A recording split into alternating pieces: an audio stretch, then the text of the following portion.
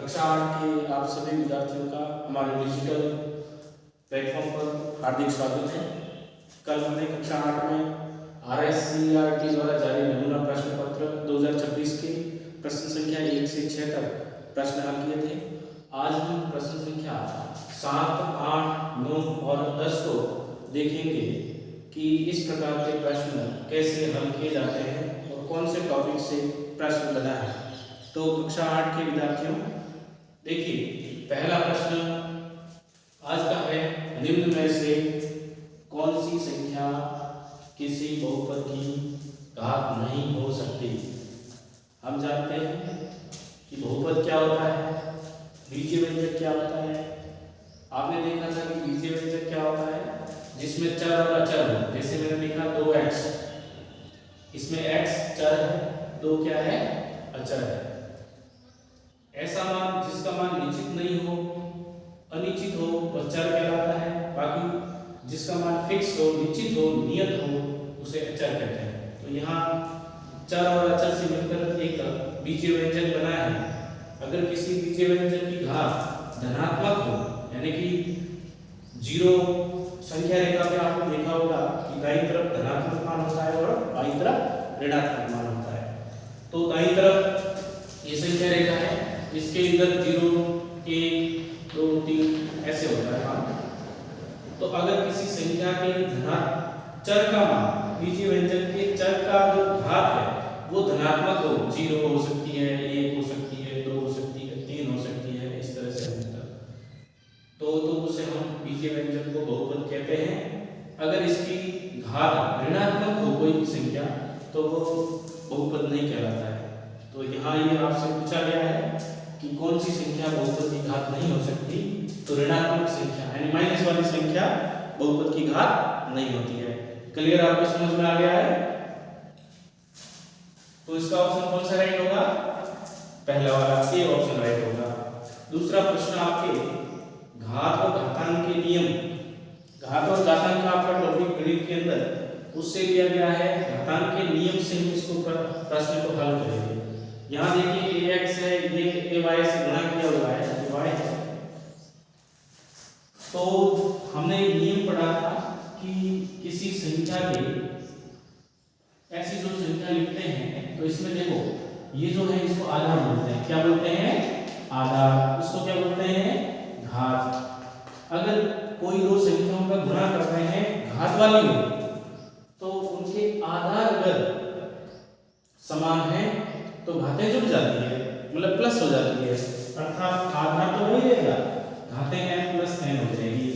तो यहाँ ऐसा है कि आधार सेम है, दोनों में a है, तो घातें क्या हो जाएगी, जुड़ के x प्लस y हो जाएगी। तो कौन से ऑप्शन में है ऐसा, दो ऑप्शन में है। बिल्कुल सही समझ रहे हैं आप। अब हम नौवां प्रश्न हल करेंगे। अभी तक हमने देखे थे जो प्रश्न नमूना प्रश्न पत्र था आपका, जो मॉडल पेपर, उसके ऑब्जेक्टिव टाइप के प्रश्न देखे थे हमने, जो कि आपके 1 अंक का था।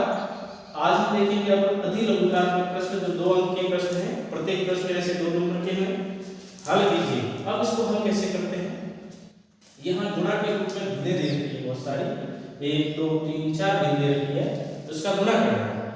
कैसे करते हैं, इससे पहले यहाँ माइनस भी है, तो मैं आपको थोड़ा सा एक्स्ट्रा जानकारी के लिए समझा देता हूँ कि अगर कोई दो माइनस वाली संख्याएं हो, माइनस प्लस वाली संख्याएं हो तो उसका गुणा करते हैं तो क्या आता है। देखिए, अगर मान लीजिए मैं पहली संख्या a मानता हूँ, दूसरी संख्या b मान लूँ और दोनों माइनस की संख्या है, तो हमेशा ध्यान रखना है अगर हम संख्या करते हैं गुणा तो माइनस माइनस का गुणा होकर क्या हो जाता है, प्लस हो जाता है। इसी प्रकार अगर हमारे पास एक संख्या है प्लस की और एक संख्या है माइनस की, जैसे यहाँ a प्लस का है b माइनस का है, तो फिर प्लस और माइनस का गुणा होकर माइनस होता है। अगर मान लीजिए माइनस का a है और b का प्लस है तो भी हमारा उत्तर है वो माइनस में आता है।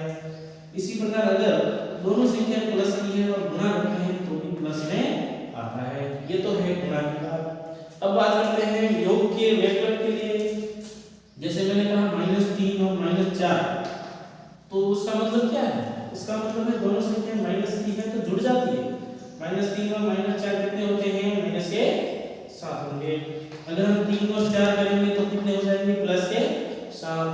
मान लीजिए मैं ये माइनस का 3 करूं प्लस का 4 करूं तो एक संख्या माइनस की एक प्लस की है, ज्यादा कौन है? प्लस के एक ज्यादा है। तो ये 4 में से 3 घटाएंगे, 1 बचेगा।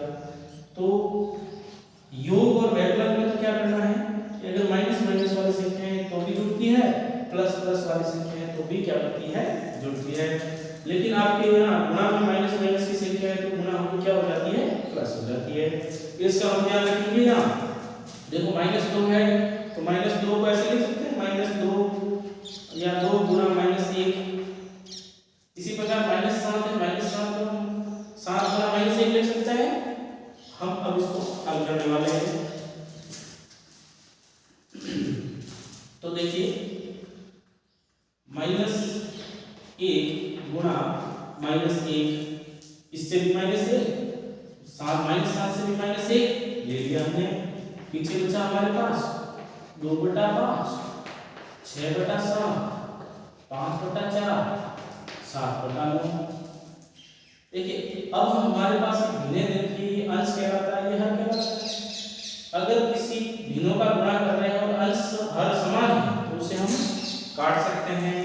देखो 7 से 7 समान है तो कट गया, 5 से 5 समान है तो कट गया। कटने का मतलब भाग दे रहे हैं। 5 में 5 का भाग दे तो एक बार, 7 में 7 का भाग दे तो एक बार, 2 में और 4 में 2 का भाग देंगे। अंश और हर में एक ऐसी संख्या का भाग देते हैं जो समान संख्या से भाग जा रहा है। जैसे कि 2 का 2 में जा रहा है, 4 में भी जा रहा है। 2 का 2 में भाग गया एक बार, 2 का 4 में देंगे 2 बार। अगर हम इसको और सरल करें, देखो माइनस का 1 माइनस माइनस वाली संख्या का गुणा करने पर क्या आता है? प्लस। 1 और 1 का गुणा होकर क्या आता है? 1 गुणा, देखो क्या है 6 और क्या दे रखा है बेटा में? देखो ये सारी कट गई है। 1 का 6 से गुणा करें 6 ही आता है। 2 और क्या दे रखा है? 9। अब वापस क्या करेंगे? 2 का भाग देंगे 6 में, कितनी बार गया? 3 बार, 3/9 आया। अब 3 से हम काट सकते हैं, नहीं 3 का भाग दे सकते हैं। 3 में 3 का भाग 1 बार, 3 में 9 का भाग, 9 में 3 का भाग 3 बार। तो क्या आएगा आपका उत्तर? 1/3 आया। इस प्रकार अगर कोई भिन्नों का गुणा दे रखा हो तो हम इस तरह से सरल करते हैं। क्या आपको यह समझ में आया है? अगर समझ में आया तो कमेंट में जरूर बताएं।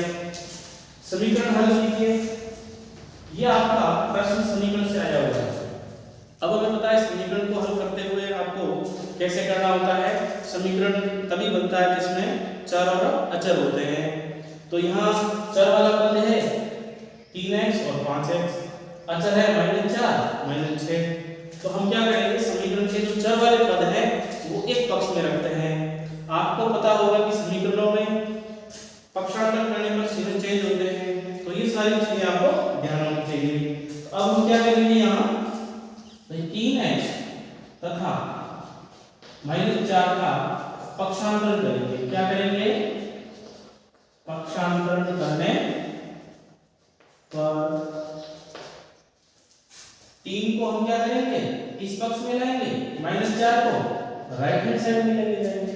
इस समीकरण में 2 पक्ष होते हैं, एक होता है दायां पक्ष को हम राइट हैंड साइड कहते हैं, और एक होता है लेफ्ट हैंड साइड मतलब बायां पक्ष, बायां भाग। तो हम काम करते हैं, जो चर वाले पद हैं वो लेफ्ट हैंड साइड में लाते हैं, अचर वाले पद राइट हैंड साइड में लेके जाते हैं। लेकिन ध्यान रखना है चिन्ह चेंज हो जाएगा। या 5x, ये 3x इधर है तो किसके हो गए? प्लस के थे, तो इधर के किसके हो गए? बिल्कुल सही समझ रहे हैं आप, -3x। -4 है, इधर जाके किसके हो गए? वेरी गुड, किसके समझ रहे हैं आप? प्लस के 4 और इधर हो गए -6।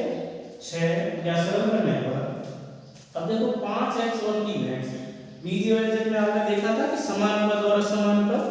ये समान पद है क्योंकि इसके साथ में x है जो कि दोनों में क्या है? समान घात का चर है, इस कारण ये समान पद है। समान पद जुड़ सकते हैं, घट सकते हैं। तो यहाँ 5x में से 3x घटाने पर क्या बनेगा? 2x बराबर, ये देखो आपस में समझाया था मैंने, एक प्लस का 4 है, एक माइनस का 6 है। 4 में से माइनस के 6 घटाएंगे तो क्या बचेगा? माइनस में से 6 तो क्या बचेगा माइनस के 2। या अब हम क्या करेंगे, अब हमें इस पक्ष से क्या अचर रखना है, यहां से अचर दो आपके साथ है ना, इसके साथ x के साथ गुणा किया हुआ है 2 का, इसको भी हटाना है। और समीकरण में आप जानते हैं कि समीकरण के दोनों पक्षों में समान संख्या का गुणा जोड़ भाग करने पर दोनों पक्षों में करते हैं तो उसमें कोई मान में परिवर्तन नहीं होता है। आपने सीखा था कि देखो तराजू होता है ना, तराजू के दो पलड़े होते हैं और दोनों पलड़ों में अगर समान भार रख दें तो कैसे होंगे, दोनों पलड़े बराबर होंगे। और समान पलड़ों में से समान भार हटा दें, जैसे 1 किलो हटा दिया इधर से भी 1 किलो, तो भी पलड़े बराबर रहेंगे।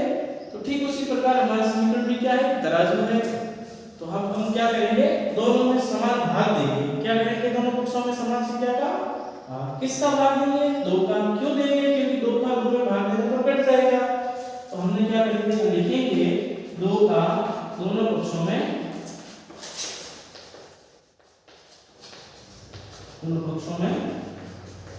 भाग देने पर 2x 2 का भाग दिया, यहाँ पर भी देखो 2 से 2 कट गया, नीचे क्या बचा x बराबर 2 का 2 में भाग गया, एक बार साथ में माइनस है, माइनस। बताइए x का मान कितना आया है, माइनस का 1। अगर आप उत्तर की जांच करना चाहते हैं तो इस x की जगह -1 रखिए, जांच भी कर सकते हैं। -1 गुणा 5 -5 -5 और -4 -9। इसी प्रकार यह -1 गुणा 3 -3 और -6 दो पक्ष बराबर आ रहे हैं, नहीं आ रहे। इस तरह से आप समीकरण के उत्तर की जांच भी कर सकते हैं। बताइए कक्षा 8 के विद्यार्थियों, क्या आपको ये बातें समझ में आ रही है? अगर समझ में आ रही है तो कमेंट में बताएं, अगर समझ में नहीं भी आ रही है तो भी कमेंट में बताएं, मैं और अच्छे से समझाने की कोशिश करूंगा। इस तरह से हम नेक्स्ट क्लास में, नेक्स्ट वीडियो में आगे वाले प्रश्न सरल करेंगे। अभी हम छोटे छोटे प्रश्न ले रहे हैं, कल या परसों हम एक बड़ा वीडियो बनाएंगे, उसमें पूरा पेपर